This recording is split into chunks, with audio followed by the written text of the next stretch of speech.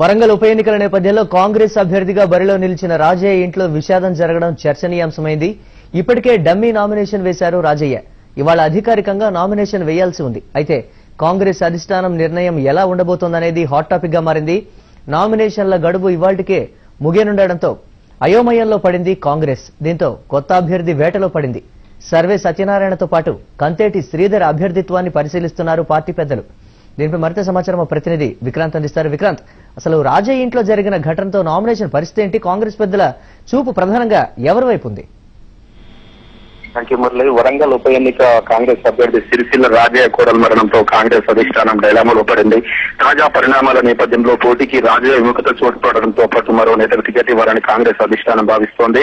దీంతో స్థానిక అభ్యర్థులు వివరాలను సేకరించే పనిలో పడింది. మరో అభ్యర్థి ఎంపికకు తెలంగాణ కాంగ్రెస్ నేతలు కసరత్తు చేస్తున్నారు. నామినేషన్ పత్రాలు సిద్ధం చేసుకోవాలని పలువురు నేతలకు కూడా సూచనలు ఇచ్చినట్టు తెలుస్తుంది. మరోవైపు రాజయ్య కోడల మరణంపై కాంగ్రెస్ అధిష్టానం ఆరా తీసింది. రాజయ్య ఇంట్లో ఘటన చాలా విషాదకరమని గత కొద్దిసేపటి క్రితమే తెలంగాణ పిసిసి అధ్యక్షుడు ఉత్తమ్ కుమార్ రెడ్డి అన్నారు.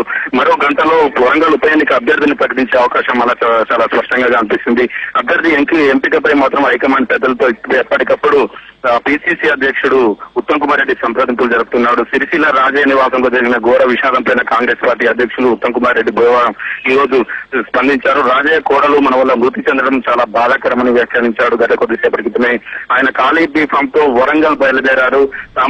తాము అభ్యర్థిని మారుస్తున్నామని కూడా ఉత్తమ్ చాలా స్పష్టంగా చెప్పారు. అయితే ఎవరిని బరిలో దింపాలనే విషయంపై ఇంకా నిర్ణయించలేదని చెప్పారు. వరంగల్ జిల్లా పార్టీ నేతలతో మాట్లాడి నిర్ణయిస్తామని చెప్పారు.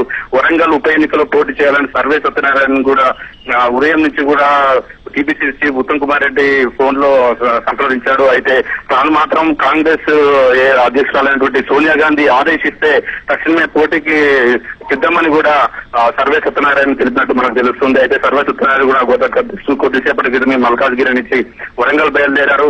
అయితే ఈ నేపథ్యంలో టీపీసీ చీఫ్ ఉత్తమ్ కుమార్ రెడ్డి కూడా గాంధీ భవన్ నుంచి కొద్దిసేపటి క్రితమే వరంగల్ బయలుదేరారు. అక్కడ ఇప్పటికే పిసిసి అధ్యక్షతన వరంగల్ లో ఒక సమావేశం ఇప్పటికే ప్రారంభమైంది. అయితే ఆ సమావేశంలో ఎవరికి ఇవ్వాలి అనే దాని మీద, టికెట్ ఎవరికి ఇవ్వాలనే దాని మీద మల్లగుల్లాలు పడుతున్నారు. అయితే ఈ రోజే నామినేషన్ చివరి రోజు కావడంతో పాటు కాంగ్రెస్ పార్టీలో చాలా విచారాలు నెలకొన్నాయి.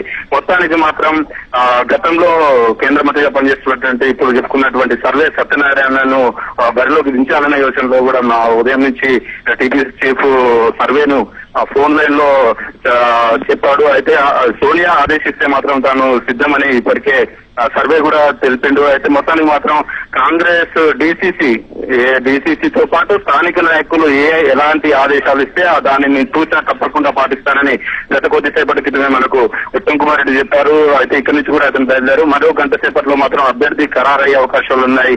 మొత్తానికి చూసుకున్నట్లయితే సర్వే సత్యనారాయణతో పాటు గతం కొంజేటి శ్రీధర్ గతంలో వర్ధన్నపేట మాజీ ఎమ్మెల్యేగా పనిచేసేటువంటి అతను కూడా టికెట్ రావచ్చు అనుకుంటా. అదేవిధంగా తాజాగా వరంగల్ ఎస్సీసీ చైర్మన్ గా ఉన్నటువంటి శ్రీనివాసుని కూడా పరిగణలోకి తీసుకుంటారు. మొత్తానికి ఈ ముగ్గురులో మాత్రం ఒకరికి టికెట్ లభిస్తుందని చెప్పుకోవచ్చు. మొదటి స్థానికత విషయాన్ని ప్రధానంగా పరిగణలోకి తీసుకుంటే కంతేటి శ్రీధర్ ని దాదాపుగా ఫైనల్ చేసే అవకాశాలున్నాయని జిల్లా కాంగ్రెస్ నేతలు కూడా చెప్తున్నటువంటి సందర్భం ఇప్పుడు ఉంది. అలాగే ఉత్తమ్ కుమార్ రెడ్డి కూడా ఖాళీ బీఫామ్ తోటి అక్కడికి వస్తున్నారు.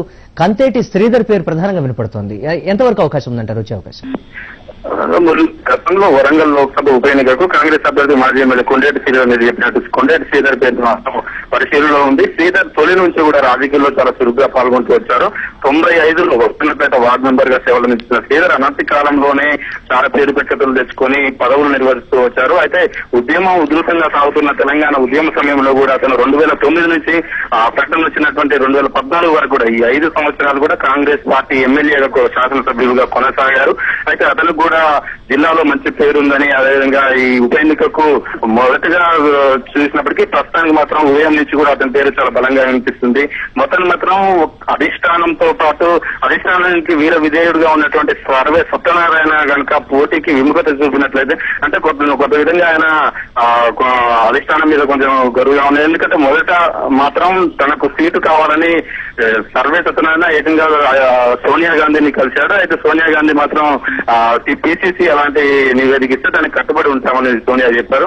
అయితే స్థానికుడైనటువంటి ప్రస్తుతం ఘటన జరిగినటువంటి రాజయ్యకు సీటు వచ్చిన నేపథ్యంలో సర్వే కొంచెం అలిగాడని చెప్పుకోవచ్చు.